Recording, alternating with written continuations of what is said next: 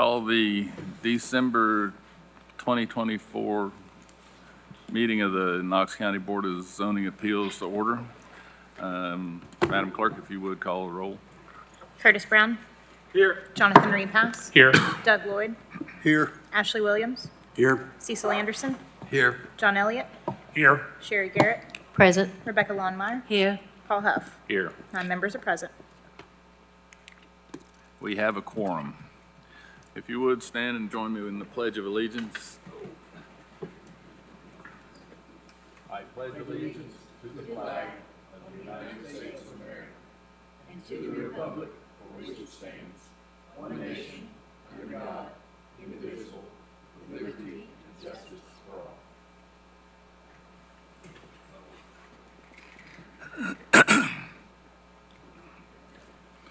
Members of the Board of Zoning Appeals are volunteers from each commission district who do not receive compensation for their work on the board or the training they attend. As a quasi-judicial body, we avoid ex parte communication and conduct our business in accordance with the Open Meetings Act. My name is Paul Huff. I am the chairman of the board. To my right is Mr. Curtis Brown, the vice chairman. To his right is Myers Morton, our law director representative. Knox County Codes, do you have anyone in attendance? Yes, today you have myself, Steve Elliott, Miranda Ward, and from Knox Planning, we have Mike Reynolds. Our voting procedure requires a simple majority of the board members present. Today there are 9 members present. At this point, I'll entertain a motion to approve the minutes from last meeting. Second. Motion's been made and seconded. Any discussion? All those in favor, please say aye. Aye. Any opposition? Motion carries. The Knox County Board of Zoning Appeals is authorized to grant variances and hear other matters by the Tennessee Code and the Knox County Zoning Ordinance, specifically Section 6.60, Board of Zoning Appeals. These laws prescribe strict parameters, the meeting of which is required to grant a variance. The burden of proof that an application meets these parameters rests on the applicant. Quoting from the Knox County Code of Ordinances 6.60.04 variances, quote, "The purpose of the variance is to modify the strict application of the specific requirements of this ordinance in the case of exceptionally irregular, narrow, shallow, or steep lots, or other exceptional physical conditions whereby such strict application would result in practical difficulty or unnecessary hardship which would deprive an owner of the reasonable use of their land. The variance shall be used only where necessary to overcome some obstacle that is preventing an owner from using their property as the zoning ordinance intended. For each matter, the clerk will read the request into the record. The chair will then ask if the applicant is present. The chair will then ask if there is opposition or other speakers who wish to present. You do not have to come forward at this time. Once we determine the speakers for an item, we will call on government agencies such as Knox County Codes, Planning, or Engineering to make statements regarding the facts pertinent to the property and background of the request. Board members may ask questions of the governmental agencies once they have made their statements. The chair will then call on the applicant to come forward, state their name and address for the record, and present their evidence and reasoning supporting the granting of a variance. If there is no opposition, the applicant has 10 minutes to present their case. If there is opposition, the applicant and opposition each have up to 15 minutes. After the applicant's presentation, the board members may ask questions of the applicant. The chair will then call for opposition or other parties who have up to 15 minutes to speak. This 15 minutes applies to all parties, so if there are multiple parties who wish to speak, please determine how you are going to divide your time beforehand. After the opponents present their opposition, the board members may ask questions of the opponents. Finally, there will be a discussion of the case by the board, during which time the board members may ask further questions of parties that have already testified. The board will then make any determination it deems necessary. Our bylaws allow an applicant at the initial hearing of the matter to request a deferral of 30 or 60 days without prejudice. In the event of a deferral of an application or failure to appear, Any opponents may be heard on the record at a meeting where the application they oppose appears on the agenda. Mr. Law Director, would you swear in any of the speakers today? Would each of you that's going to be testifying to this board, please stand and raise your right hand and repeat after me.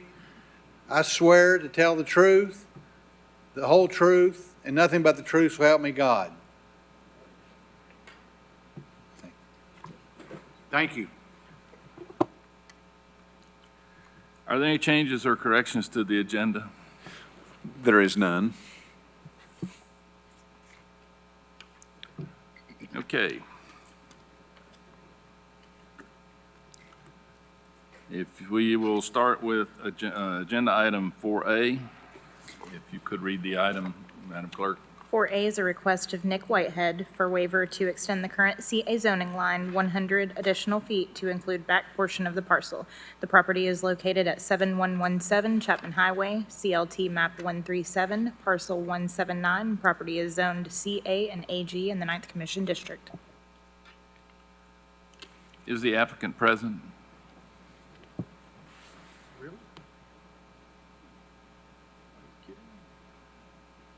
Is there any opposition to this?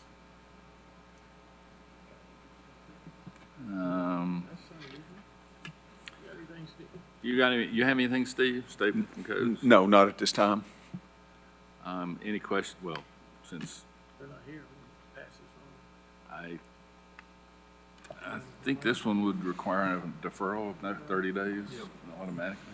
Yeah, Mr. Chairman, I'd make a motion that we defer this till next month. on. Second. Motion's been made and seconded. Any opposition? Any discussion? All those in favor of deferring for 30 days, please say aye. Aye. Any opposition? Motion carries. On to 4B. 4B is a request of Oleg Zayats for waiver of west peripheral setback from 20 feet to 10 feet. The property is located at 1114 North Campbell Station Road, CLT map 130, group JE, parcel 00102. Property is zoned PR in the 6th Commission District. Is the applicant present? Is there any opposition to this? Any statement from codes? None at this time. If you could, please state your name and address for the record. Yes, my name's Oleg Zay. It's 2000 Panoramic Way, Knoxville, Tennessee, apartment 203, 37932. Pursuant to Knox County Code 6.604, what evidence do you have to present that supports your application for a variance? Yes, thank you for your time, guys. Quick backstory on this property. My wife and I were both nurses. We got married about 3 years ago. We have been looking for a home closer to our parents, and of course, nowadays it's really hard. It was not feasible for us, so we bought this property from Houston Homes, and in hopes to build a duplex on it and move our parents closer to us and take care of them as they age. I recently rezoned this property from 4.1 dwelling units per acre to 4.4 dwelling units per acre to allow me to build a duplex on it. I went about it the right way. I went and got all the neighbors' signatures, and everybody signed, and they're looking forward for us to be their neighbors. When it came planning to build this duplex, actually not too long ago, we were informed that North Campbell Station Road is being widened, and there's a turn lane that's going into Fritz Road.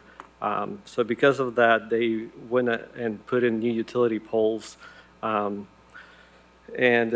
which presented as a hardship for me because per the Knox County bidding map, and I have it right here, the one in the blue, they have access for me to have my own driveway. But per the plat map, I'm supposed to share my driveway with a neighbor in the green here.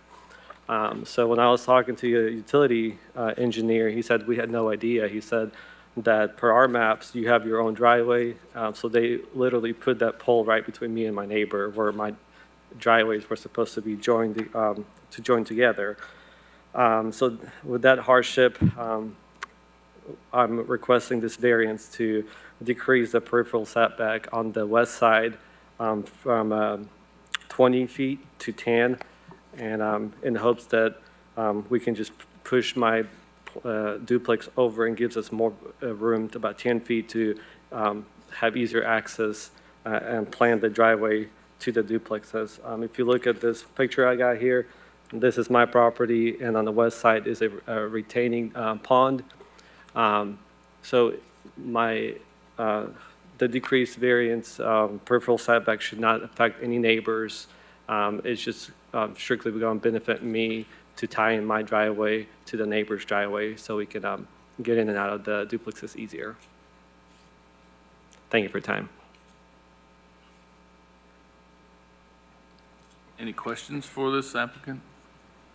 Yeah, I'm not quite understanding. When I look at the picture, so you're telling me that your house and the house right next to you, you're going to have to put your driveways together into one driveway? Correct. That empty lot is where we're going to build a duplex, and the town of Farragut will not allow me to have my own driveway access. So per the plat map, I'm supposed to tie in my driveway to my neighbor's driveway to make it work. But between my neighbor and my lot, that's where they put the new utility pole, and there's also a sewer cap right there too. So it has become that right there, yeah. So there's that new pole and that sewer cap, and I'm supposed to tie in my driveways there. So that's the reason I'm requesting a variance for decreased peripheral setback on that west side, so it gives me more room to tie in my driveway with my neighbor. Thank you. Thank you. I have a question for Yes, sir. Governmental officials. Is this in the town of Farragut? The right-of-way of Campbell Station Road is in the town of Farragut. The parcel is in Knox County. So because the right-of-way belongs to Farragut, they have jurisdiction over driveway access? Yes, they control the access. Okay. And Any other questions of the applicant? yeah, we bought this property from Houston Homes, and they didn't specify or didn't tell us that we have to share the driveway. So we found this out after we bought the property. So this is lemons, and we're trying to make lemonade out of it. I'd like to make a motion to approve the waiver of the west peripheral setback from 20 feet to 10 feet due to the hardship caused by the pole and the fact that he has an unbuildable lot next to him. Second. Motion's been made and seconded, and I would like to add that having this shown as a periphery is, I guess, stretching the definition of periphery. It's actually a boundary between two PR developments. So I guess technically it is a periphery, but in reality, doesn't really function as one. So I just put that out there for the record. Motion's been made and seconded. Any further discussion? All those in favor, please say aye. Aye. Any opposition? Motion carries. Thank you, guys. Merry Christmas. Merry Christmas. Yeah. 4C is a request of Linda Cox for waiver of front yard setback from 40 feet to 16 feet. The property is located at 7109 Old Clinton Pike, CLT map 067, parcel 195. Property is zoned to AG in the 6th Commission District. Is the applicant present? That would be you. Can you turn your microphone on? State your name. Can you state your name and address for the record? Yes, Linda Cox, 7109 Old Clinton Pike in Knoxville. Is there any opposition to this? Not that I'm aware. Any statement from codes? I would add, per our discussion at lunch, we've interpreted what is the rear property line of the front parcel to be the front property line of this parcel. There's nothing in the ordinance that says that's the front, but that's the way we've interpreted it for several years. So that's why she needs the variance today. And this is as I understand also from lunch, that this is an issue that you plan to address, hopefully, in the new, I forgot what you called it. Yes, in our meeting with the consultant for the Unified Development Ordinance, I've asked them to define these scenarios and what is a front, what's a side, what's a rear in this type of situation. Thank you.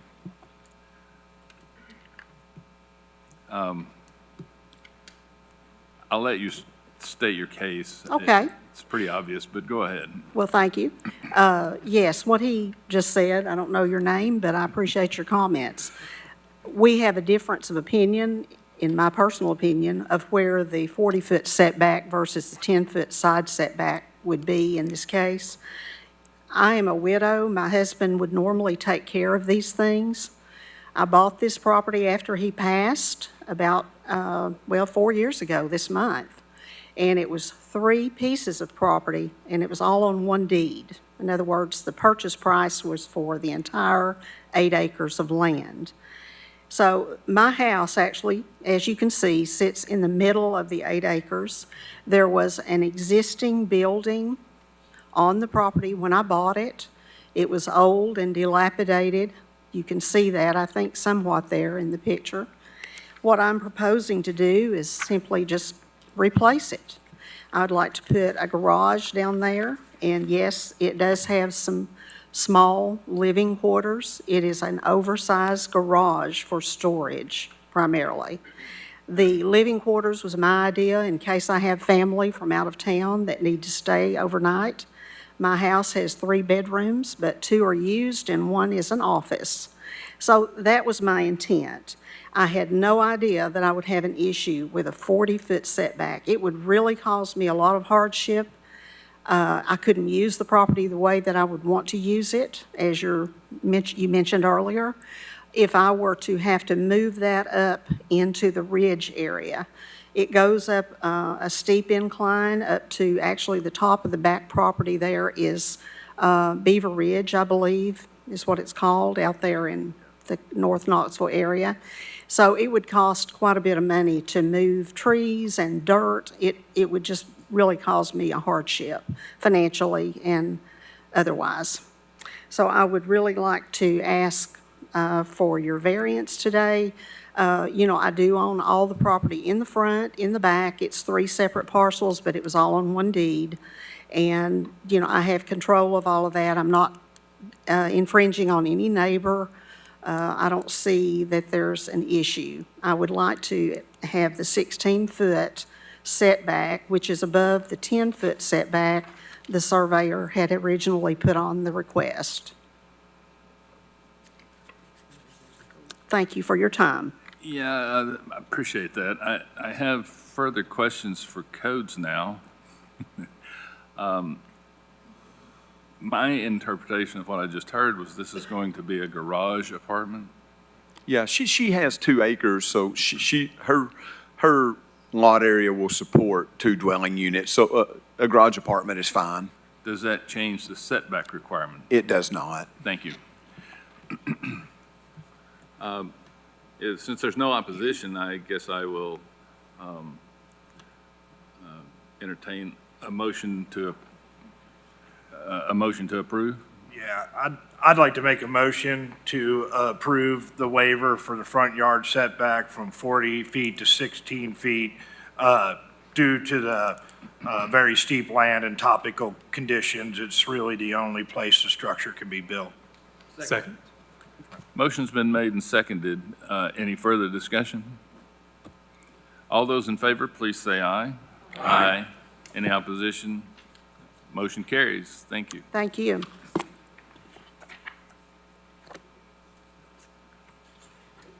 Ready? This is 4D. 4D is a request of Ed Reed for a waiver of Section 4.92.3.D.3.A to allow lattice-style tower. The property is located at 6530 Fountain City Road, CLT map 058, parcel 004. Property is zoned AG in the 7th Commission District. The applicant, I assume you're the applicant? Is there any opposition to this? Chairman, there was a letter from the neighboring HOA that we provided to you guys. You're right, we have that letter. Okay, in support of, or pursuant to County Code 6.60.04, what evidence do you have to present that supports your application? Okay. So you- Good afternoon, board members. My Pardon me, name- sir, I Sorry. spoke out of turn. Can you state your name and address for the record? Yes, my name is Ed Reed. We reside at 435 South East End Road in Strawberry Plains. East End is the east end of Knox County. Thank you. Now, if you would tell us, Okay.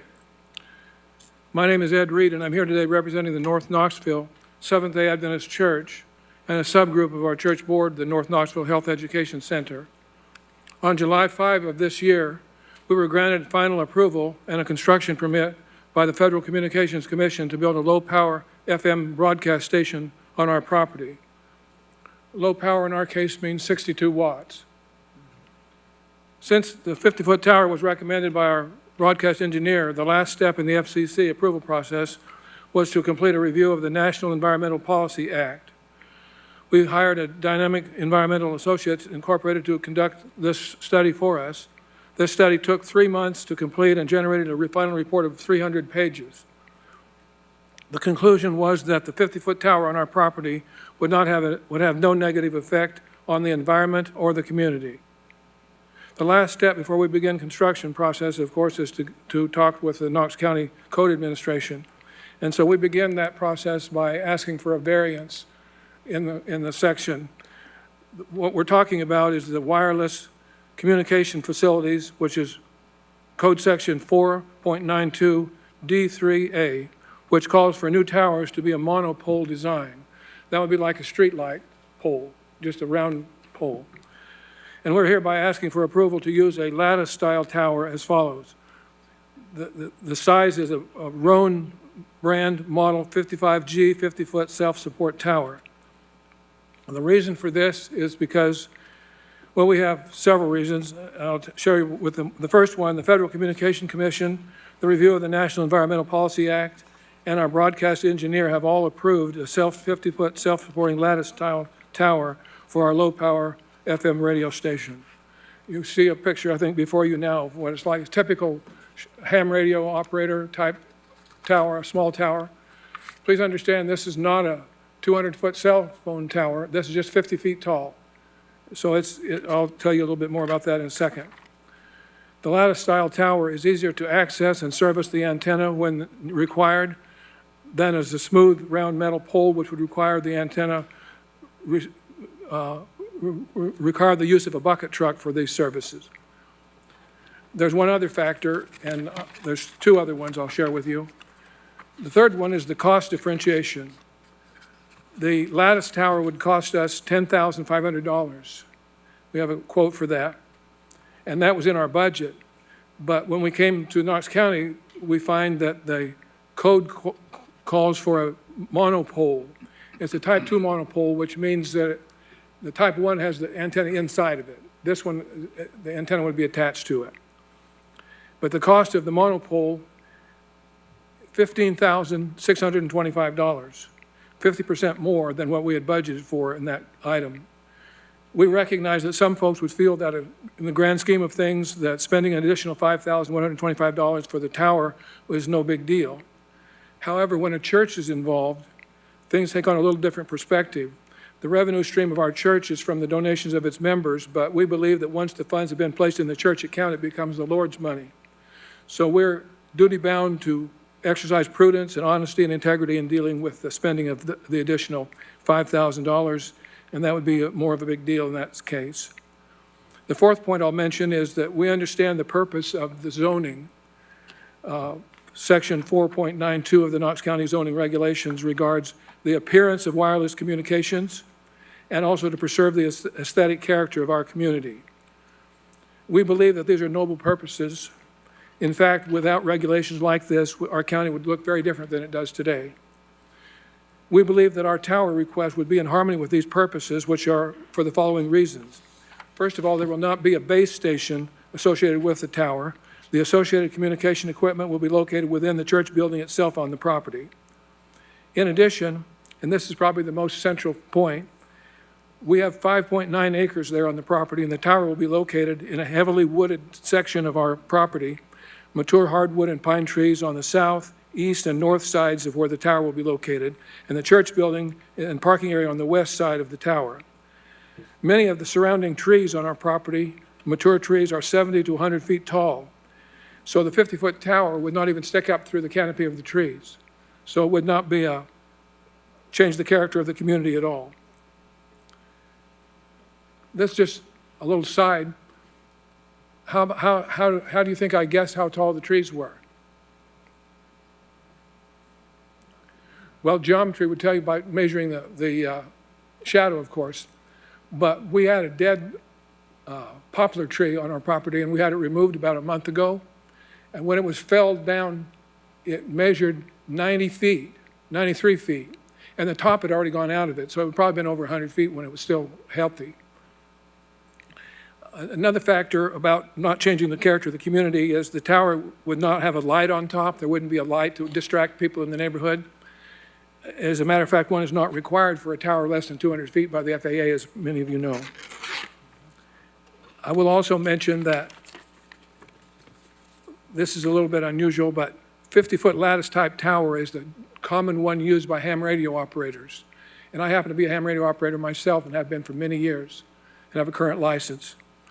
These towers are exempt from the zoning code when used by a licensed ham radio station. And I'm not saying that we're going to plan to do that. I'm only saying that if that were the case, there wouldn't be any requirement to how to do it or what kind of pole to use. So what we're actually asking for is to put a pole on our property, put an FM antenna on it.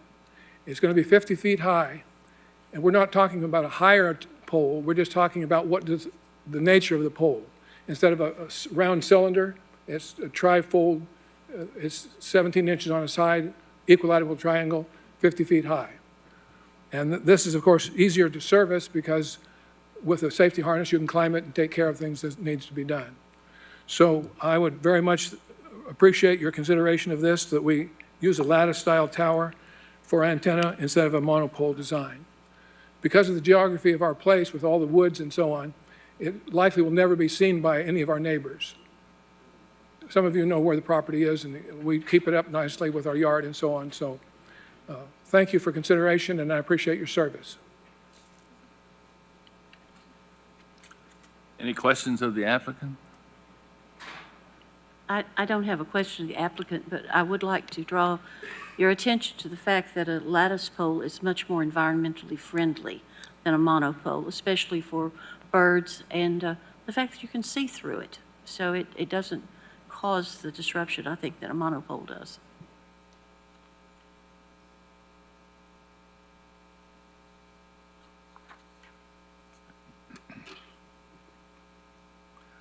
Any other comments? In the absence of the opposition, as Steve mentioned, there was a letter sent to the Knox County Board of Zoning Appeals about this issue, and I feel compelled to read it into the record. On behalf of the Sturkey Hills Unit 3 Homeowners Association Incorporated, I hereby request that the requested waiver be denied. The application states that the proposed lattice tower is screened. However, this is not the case. The location of the proposed tower will be fully visible from the road and at the entrance to the parking lot.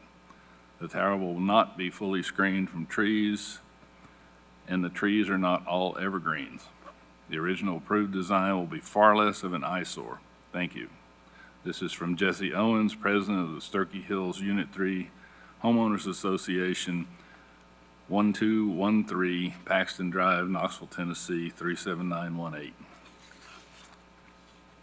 Mr. Chair, I would like to emphasize the idea that the location of the tower will be fully visible from the road at the entrance to the parking lot. So the fully visible, if you're on the road, it shouldn't make that much difference.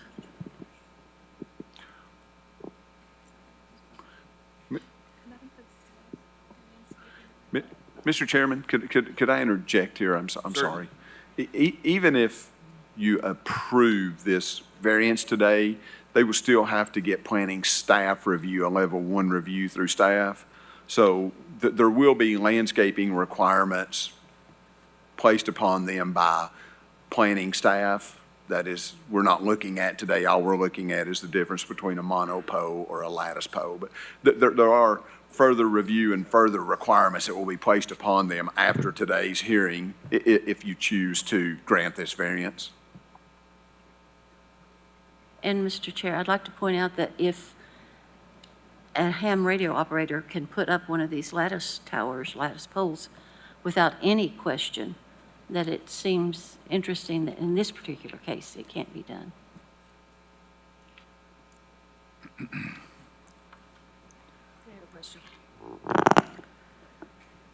Yes, it is interesting. However, ham radio operators are licensed and regulated under different laws and rules. I don't even know if Knox County has any regulations regarding ham radio operators. They are, it's our interpretation that the applicant is correct. The ham radio operators are exempt from the zoning ordinance, so they would not be required. If this were a tower for a ham radio operator, we couldn't regulate it. But it's not. It's a radio station, broadcast station. Sherry, did you have a, Ms. Garrett? Actually did. I noted in the opposition, he was talking about the application states that the proposed lattice style tower is screened. So is that if that's the case, is that a requirement? 'Cause I honestly didn't see it in here, and he's saying that's not the case. It would be required to be screened. I think Miranda's reading here. It would require a 12-foot high landscaping buffer around the base of it, Okay, which that's the would type of be, screen he's talking about, okay. 12-foot deep. I'm sorry, not 12 foot high, 12-foot deep. My understanding, though, those landscaping requirements that are normally associated with telecommunication towers is to screen the base equipment, the building, the whatever's at the base of the tower. And in this case, there won't be anything to screen except the tower itself, and the 12-foot landscaping buffer will have no impact on that. Yeah, I would agree with your interpretation. That is the intent of the landscaping screen. It would still be required with or without the base station, but it wouldn't be screening anything other than the base of the tower.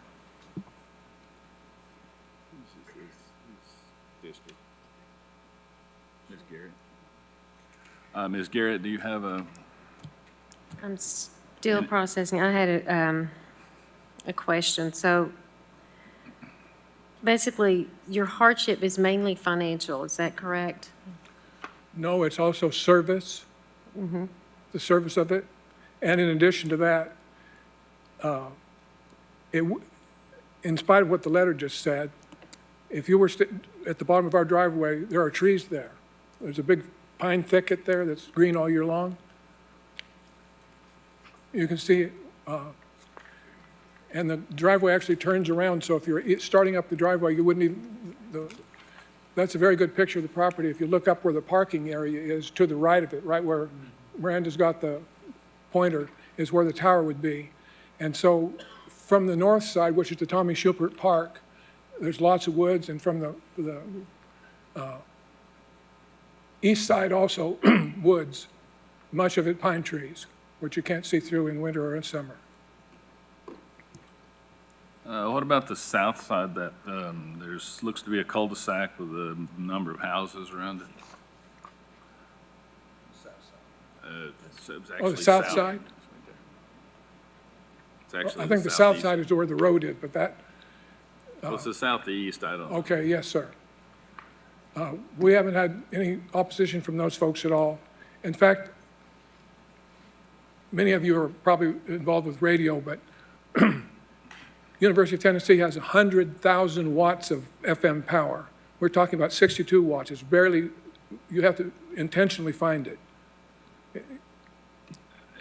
The power output is, as far as I know, is not an issue. The issue is, can they see it from their house? I don't think so. I have a question. Sir, what are you going to use the radio for? It would be a community radio station for music, health education. That's our North Knoxville Health Education. We've done a lot of programs like reversing diabetes, weight control, stop smoking, and so on. There will also be children's programming, just a general, And this is part of your church, your religious activities? yes.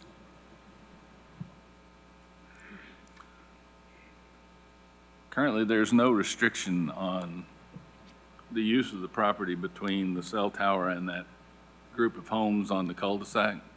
You could, after this is done, clear cut that whole area. There's nothing to say no.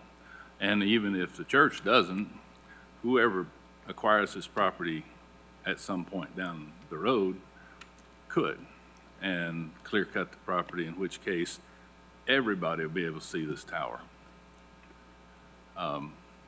So we have to look at not just the current today issues, but whether anybody might be injured in the future.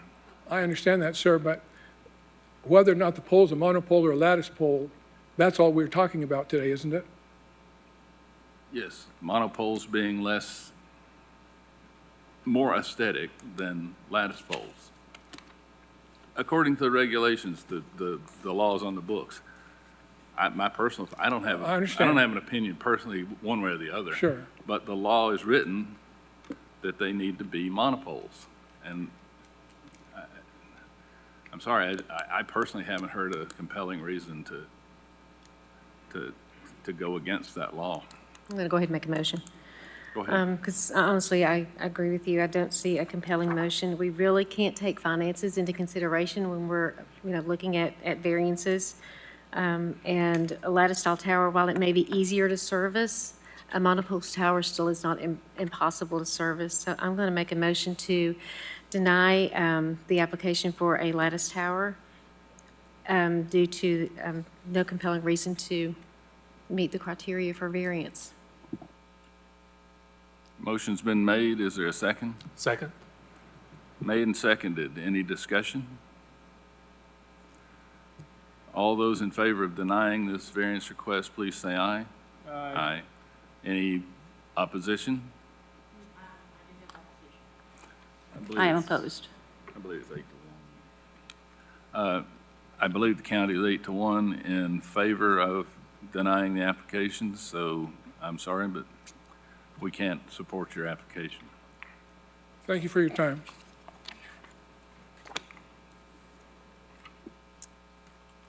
Let's see, this is for D? E, I'm sorry, E. 4E is a request of Nazar Markevich for waiver of lot intensity from 1 acre to 0.76 acres. The property is located at 5901 Roberts Road, CLT map 022, group JA, parcel 013. Property is zoned AG in the 8th Commission District. Are you the applicant, sir? Is there any opposition to this? No opposition that I know of. Please state your name and address for the record. Good afternoon. My name is Bza R. My address is 1619 LeConte Road in Knoxville, Tennessee, 37914. Any statements from codes on this? We don't have any at this time. Pursuant to code 6.60.04, what evidence do you have to present that supports your application for a variance? Before I go into the evidence, can I talk? I have two variances for this meeting under my name for the same situation, pretty much. Can I talk on both variances at the same time, or do I go one by one? I think we would prefer that you discuss them individually. I think the issues that we will want to talk about are varied. Okay.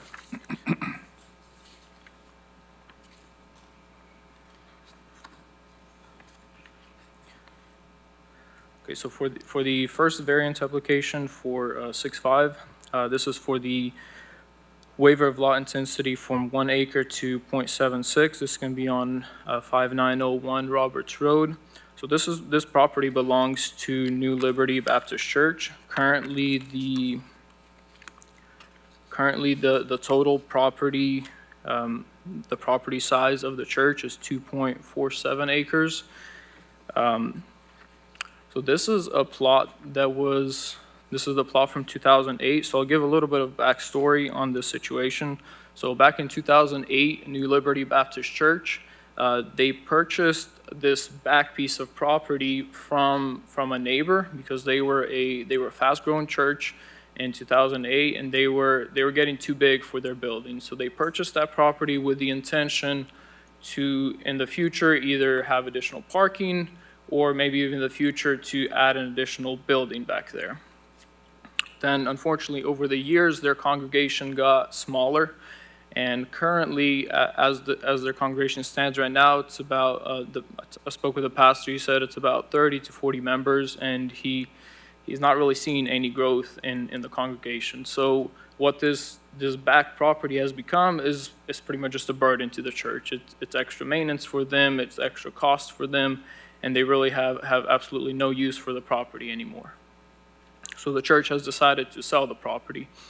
And when I came to this area, I approached the church, and I asked them if they're willing to sell it, and they said yes.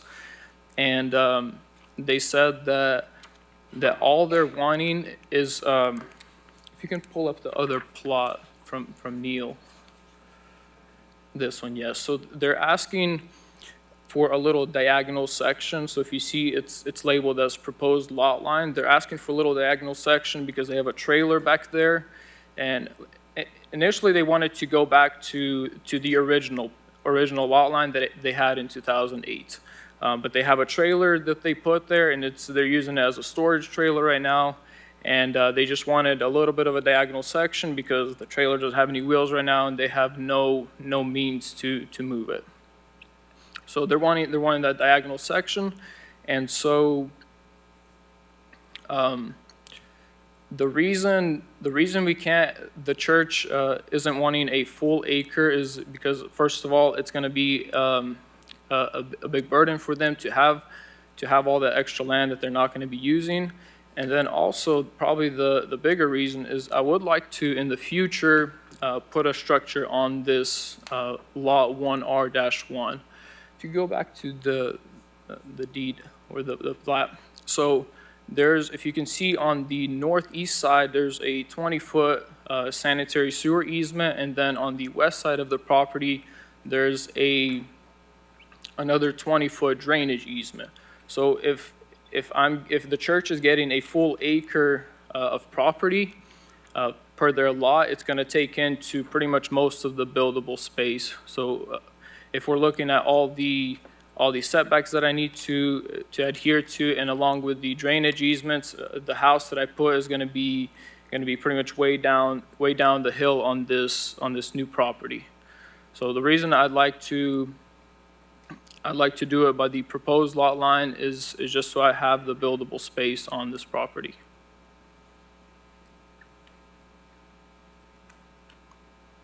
Thank you. Any questions for the applicant?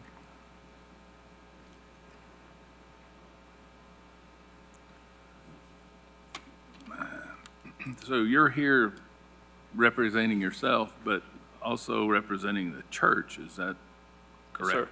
Yes, sir.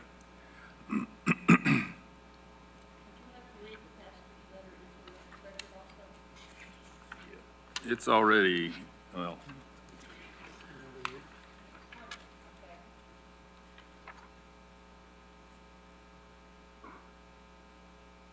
Go ahead, Ms. Longmire, you can read it in.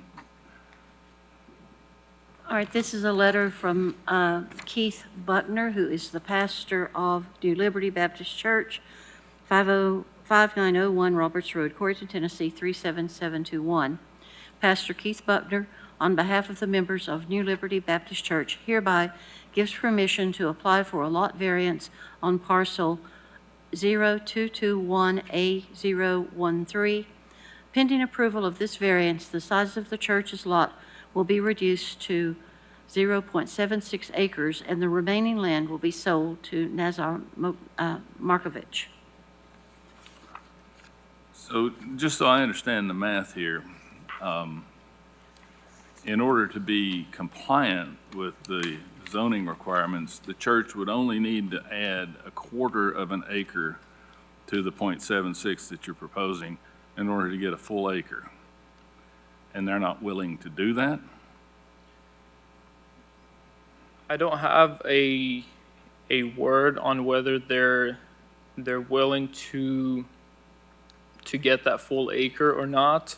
But from what I've spoke with them is that they really don't want any more than what the proposed lot line is.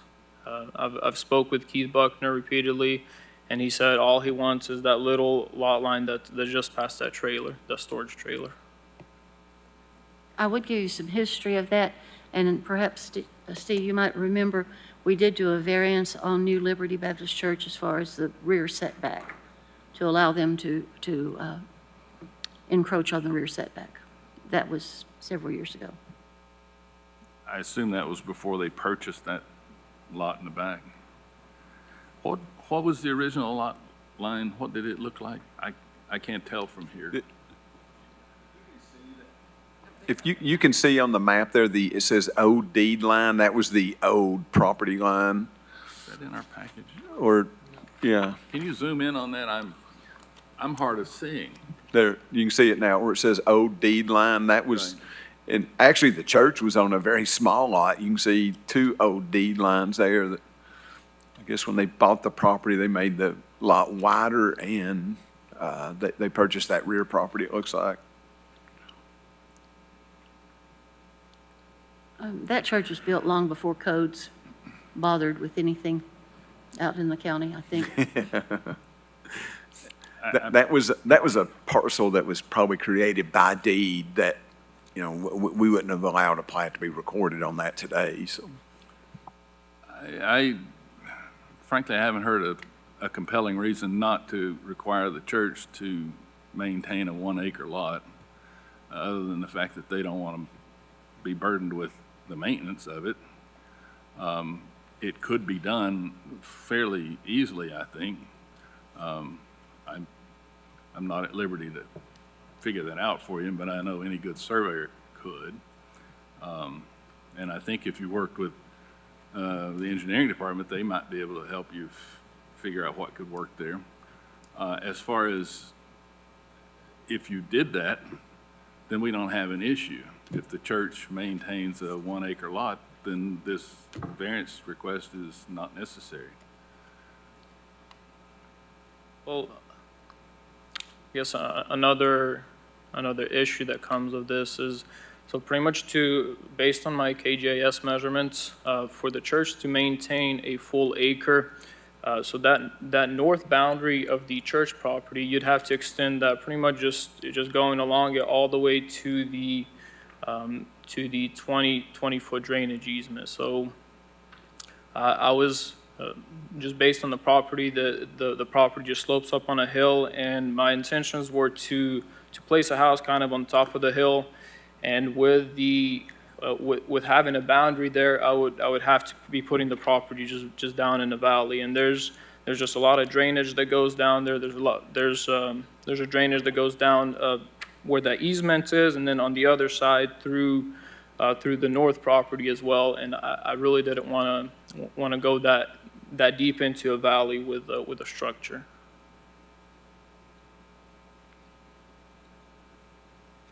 I would much prefer it to be at a higher elevation, if at all possible. Any additional comments? I think, just to verbalize it, one of the concerns is if we were to issue your variance, it creates a non-conforming property for the church.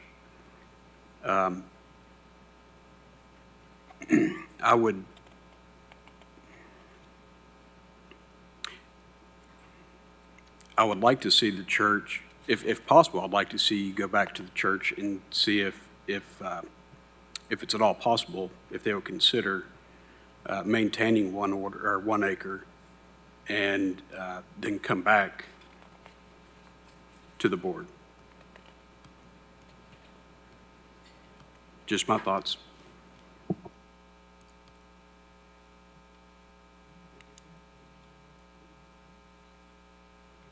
Any further comments? Are we ready for a vote? If he does come back in our packet, it would be possible to have the different easements marked, because I can't find where the two different easements are, the drainage and the sewer easements. It's on this plat that's on the screen right now.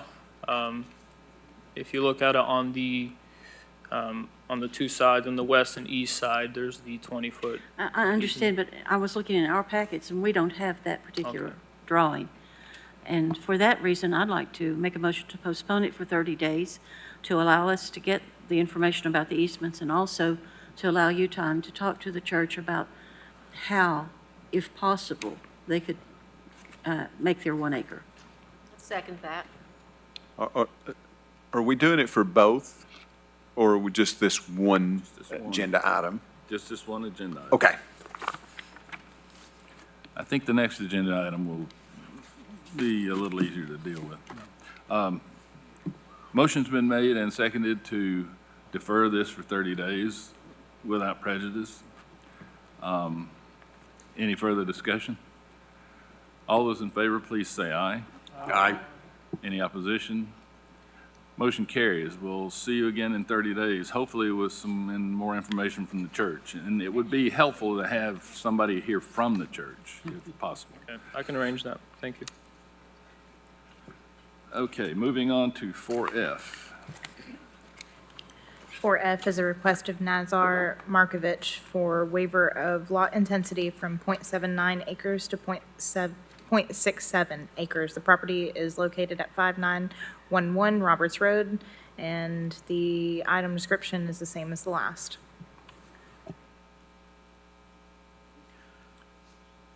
I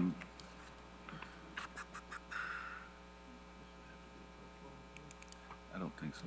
Mr. Chairman? Yeah. I would like to make a motion, since we postponed the first item, that we postpone this until we have a decision to be made on the first one. Second. I'm not sure that whatever decision we make on the first will affect the It'll have access a lot to that property. It had a lot to do with it. I'm sorry? I think it'll have a lot to do with it, because it's got an easement to be able to get back there to that property. But that, There's been a second to the motion, by the way. I'm sorry. Okay, you're, somebody seconding that? We have a motion and a second to postpone this until we determine what to do with 4E. I would like to go on record to say that I don't think whatever we do on 4E will have any impact on this request, but I am willing to take a vote to postpone it. All those in favor of postponing this until 30 days, please say aye. Aye. Any opposition, and I will oppose that. Both of them together next time. Just a comment, so just to confirm, next time, for the next meeting, you want me to bring Pastor Keith Buckner or some representative from the church? Is that correct? It would be to your benefit. And you might ask them to come with some compelling reason why they can't keep a 1 acre lot line, or 1 acre lot size. Okay. Very well, thank you. Thank you. This is 4G. 4G is a request of Clint Palmer for waiver of periphery boundary from 35 feet to 15 feet. The property is located at 1027 Gray Eagle Lane, CLT map 118, Group GG, parcel 030. Property is zoned PRTO in the 3rd Commission District. You are the applicant? Yes, sir. Is there any opposition to this? If you could state your reasons for requesting the variance? I'm sorry? Clint Palmer and 1131 Gray Eagle Lane, Thank you. Knoxville, Tennessee, 37932. So yeah, you all may be familiar with the Gray Eagle Springs subdivision. We're somewhat infamous for our Christmas lights. I don't know if anybody's ever been through our neighborhood, but it's fun. You should watch the YouTube video if you can't make it out there. Pretty tight-knit community. I've lived there since 2010. Currently, I own lots 36 and 37, which I live on 37. And 2 years ago, I purchased lot 30, which is the one we're referring to today. In the Gray Eagle Springs subdivision, there are 44 lots in all. 32 are peripheral lots, and there are 12 interior lots. 12 of the 32 peripherals are next to Business Park. As you may know, I would be in front of the Planning Commission if we weren't next to Business Park. Instead of being next to residential, this would have been a different discussion. Only 2 lots in the entire subdivision are actually smaller than this lot. And only one of those is a peripheral next to the Business Park. And I included in the packets, if you look at the 2 houses next to this lot, the position of the house is actually about 15 feet further back into the rear lot than the rear edge of those 2 surrounding houses. And if you look at photos of the actual property, it's a pretty sloped yard. The front yard has about a 9-foot drop over 20 feet, and the back corner has a 7-foot drop over 20 feet. So there are some definite topographical challenges. So definitely within the Gray Eagle Springs subdivision, it's a shallow lot, it's a narrow lot, it's a steep lot. It hits all the criteria for physical hardships. So what I'm wanting to use the land for is to put a workshop and a pool. We're not actually talking about the pool. The only thing I'm needing the reduction for is for a workshop that will also be multi-use. It'll have a patio area and a bathroom for the pool. If you saw the inside of the house, the only place to go to the bathroom other than the pool would be to walk through the house over the hardwood floor through the whole house. And it just would make it a multi-function structure that would really meet the needs of the property for enjoyment purposes of that property. If you look at the actual layout of the backyard, from the back of the house to the rear property line is roughly 50 feet and a few inches. So with the 35-foot setback, there's really no way to construct a structure that would meet those needs of the enjoyment. The granting of this variance is, I believe, consistent with the original ordinance, and I wanted to make sure it wouldn't injure any of my neighbors, so I actually went and had discussions with all of my neighbors, including Wally B. McClure, who is the owner of the Business Park area. Before having that discussion, I offered to purchase some of the land, but he's not interested. It was owned by his father, and he plans on putting an apartment complex there, which I don't love, but it is what it is. And at the same time, I wanted to make sure that it wasn't something that he felt would affect his future use of that land. Spoke with the neighbor that would be looking at it, before I even considered this, and they were all for it. I'm kind of known in the neighborhood as the go-to guy for, if you need some woodworking or welding or, some sort of project done, Clint Palmer has the tools, come to me. And, having this workshop would allow me to do that. So I do feel that the literal enforcement of the setback would cause some unnecessary hardship based on the property and lot challenges, and it deprives my family of a reasonable use of the land, and ultimately might be injurious to my neighbors and community because they do enjoy me having all these tools. As of today, because I own 2 properties, I have 2 garages, so I can maintain all these tools and equipment and everything. But once I move out of my original house and up to this house, I won't be able to do that. I guess that takes me to the justice part, and I try not to get choked up here. I'll do my best. So the original reason I bought this house back in August of '22 was because my father, he was aging, and they lived in Memphis, but they'd still come and visit. And the current house I'm in, all the living spaces were on the 2nd floor. This house came available, and, it had 2 bedrooms downstairs, and I said, this will work great, and look, it has a side access driveway, and we can put a workshop on there. Please forgive my ignorance of not knowing about peripheral setbacks at that point, but I jumped on it as an opportunity, and the next month he died. So he never actually got to see the house. He raised me to learn to do things, to learn hobbies, learn skills. You may have seen the picture of his Chevelle, which I have in my garage. I still like to sit in it so I can remember him.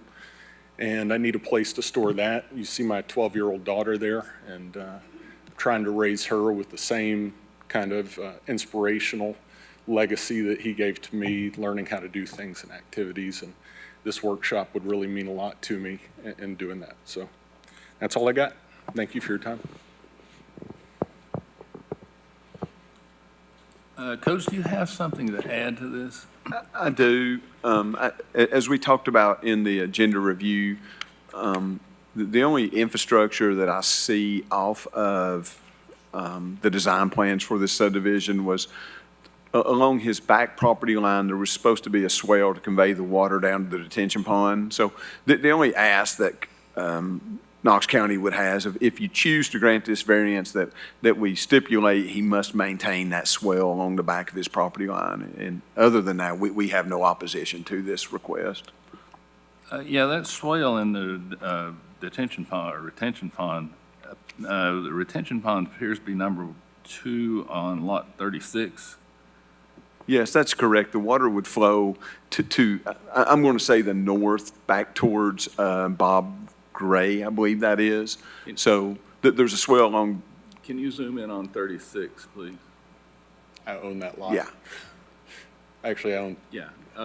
Before you go on, Steve, from the way it's drawn, it looks like the drainage comes from the road into the detention pond, and that round circle with the head wall on it is the outlet structure? That's correct. Yes, that would go out onto the neighboring. Into the swale. No, that would drain off-site onto the McClure property next door.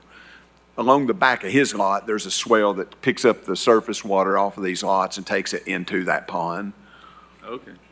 All right. I'm sorry, you were going to say something else when That's all I had. So where it says utility easement, it's not a utility easement? It is not. That's the surveyor language did as utility, but it was more for drainage than utility. And we don't have any issue as long as that drainage is maintained.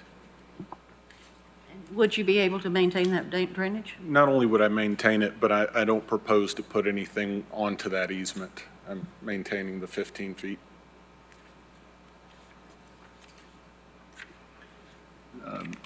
I would just caution you when you're building your pool, not to let your slopes get too far back into that drainage, or you may have a water issue. Yeah, assuming this gets approved, I already have an engineer and an architect, and I'm going to get them all involved. Last thing, Dr. Smith, who is the next one to me, I don't want him complaining that my water is draining onto his property, so, we're... Whose district is this? Doug? Doug's. At this time, I'd like to make a motion that we approve this request for 1027 Gray Eagle Lane. I looked at the project, or at the property, and can confirm everything that Mr. Palmer says. Second. Motion's made and seconded. Any further discussion? All those in favor, please say aye. Aye. Any opposition? Motion carries. Thank you all so much. Merry Christmas. Merry Christmas. And this is 4H. 4H now? 4H is a request of Josh Martin for a waiver to allow the required off-street parking from sealed surface construction to gravel. The property is located at 4307 Greenway Drive, CLT map 059, Group JA, parcel 032. Property is zoned IRB in the 8th Commission District. Is the applicant present? Hi. Please state your name and address for the record. Josh Martin, 4307 Greenway Drive, Knoxville, Tennessee, 37918.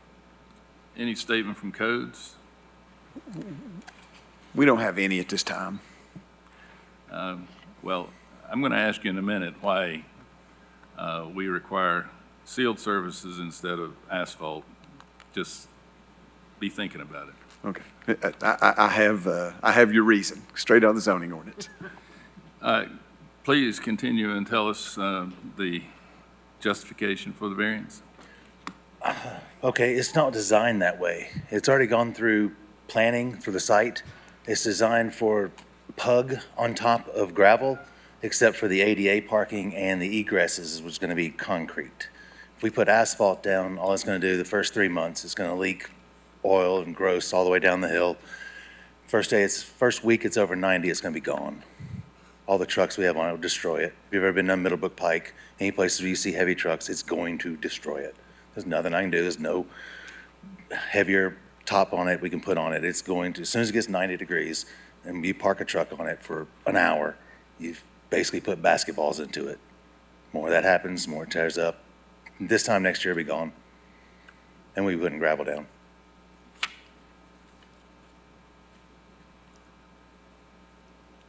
Mr. Chair, Yes, ma'am. I noticed that the site was designed and approved by Knox County with gravel on all surfaces. Stormwater quality calculations were made according to this design. Pond size, sluice sizes, drainage pipes were designed using the current calculations, which having to do with gravel. And I don't know to whom to address this question. If it is changed to asphalt, is he going to have go through Knox County again to get everything No, approved? ma'am. Knox County stormwater treats gravel and asphalt the same. Both are considered impervious by ordinance. Really?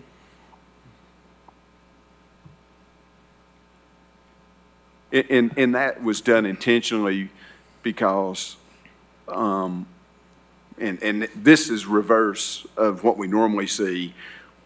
We normally see businesses that come in and say, we want to use gravel for parking, and then they don't provide detention because they're saying they have a pervious surface, and then they come back and pave it the next year when we're not there overseeing it, and they bypass the detention requirement. So we treat both the same, so your pond is sized if you pave it or use gravel.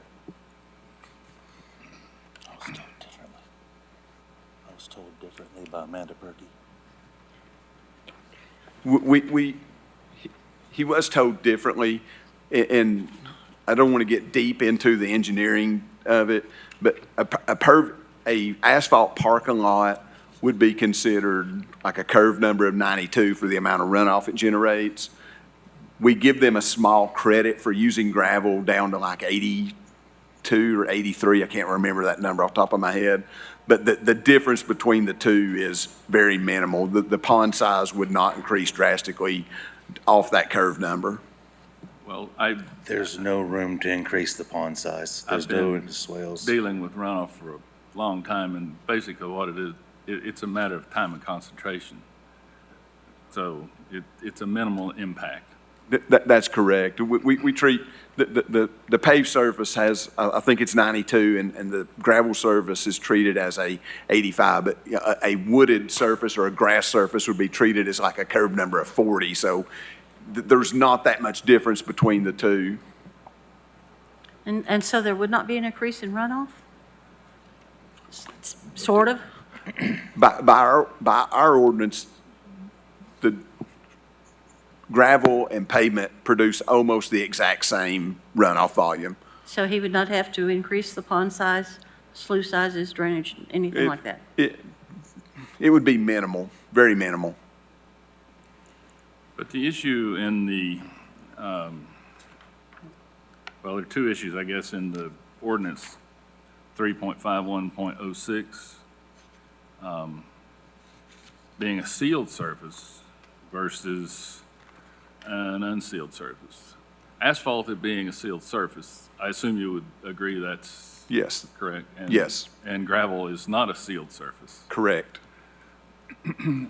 Why do we require sealed surfaces for in these applications. I would, per the zoning, I would say your answer's right there in the zoning ordinance, so as we don't create dust and create a adverse effect on neighboring properties. Well, again, I'm hard of seeing, so I can't read that, but I. It says, and maintained in such a manner, that no dust will result from continuous use. I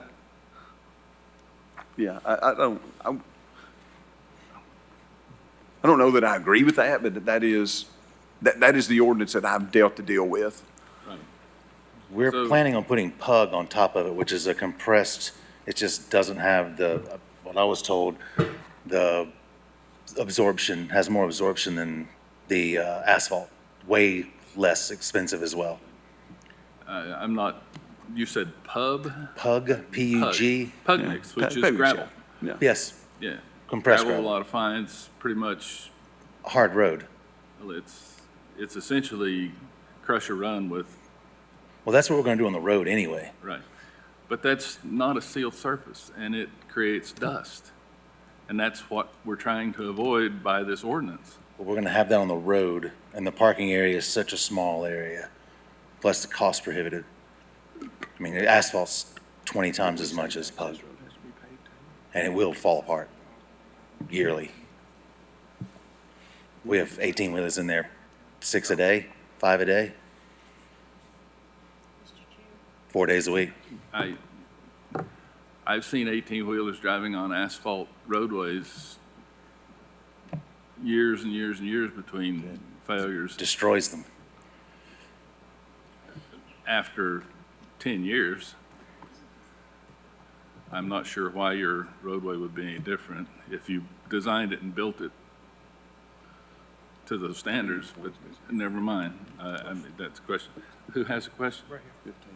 Oh, Yeah, so a question I have, if asphalt would be an issue for parking the trucks on, what about, concrete, traditional concrete? Would that not be more durable and hold up to the Cost. trucks? Comes back to cost and design. I mean, until recently, we were told that, I mean, even my engineers, I've got an email from them saying that it's gonna change your water quality going to asphalt. Now, apparently that's coming from a completely different department, because I've heard about this just a couple weeks ago, right? And this has been approved for 5 months. Steve, do you know, would concrete be significantly different than asphalt? It would be treated, the curve number would be the same for concrete as asphalt, so it'd be a 92, 93, and then, the gravel's treated as, I think it's 85. Okay. I think there were two issues raised in the discussion in the packet. One was the quantity of water, and the other was the quality of water. I think Jonathan's question has more to do, would it change the quality of the runoff to go from gravel to asphalt? I wouldn't think so, and it wouldn't affect the water quality volume either. It's based upon the one-year storm, so it's calculated underneath. I mean, we're getting deep into the details, but it wouldn't affect the water quality volume, no. Okay. I think it's important to note here, the way we interpret this, we're only interpreting this to say the required parking has to be paved. So the required parking is based upon the number of employees he has. He can have some gravel parking in there. It's just the area that is required by the ordinance is the way we interpret it. Do we know do we know what employees? percentage of, He has 10 employees, so we back that out. He's got to have 5 spaces. That would have to be the permanent parking there for those employees. The other area is above and beyond what's required, so that can be gravel. Gravel, concrete, whatever, yeah. So I want to be clear on that. We're not talking about the entirety of that, just that one small area where the employees park? That's correct, yes. Okay. and were you About aware of that? what's- Okay. About what size would that be?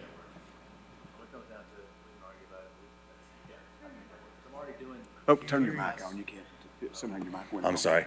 If you go to the last screen, please, I can make that work.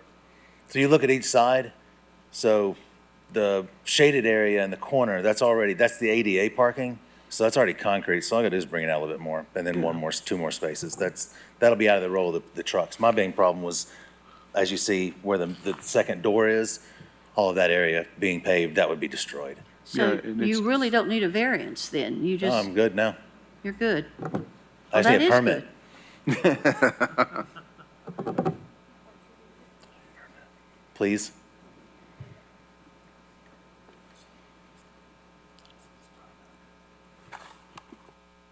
So you're withdrawing your variance, right? Because you don't need it anymore? I'm good now. I think we're having a discussion Discussion here. right now, but that's Get my permit. basically what's going to happen.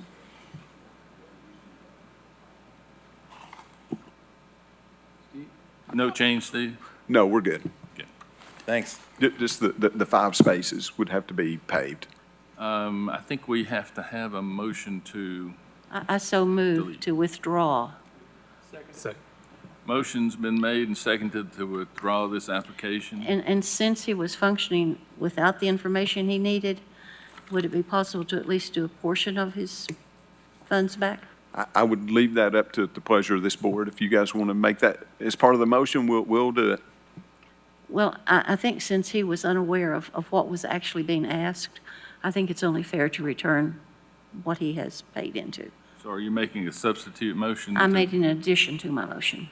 So the motion is to withdraw and return his application fees. Second applied? Second. Motion's been made, amended, and seconded. All those in favor, please say aye. Aye. Any opposition? It carries. Thank you.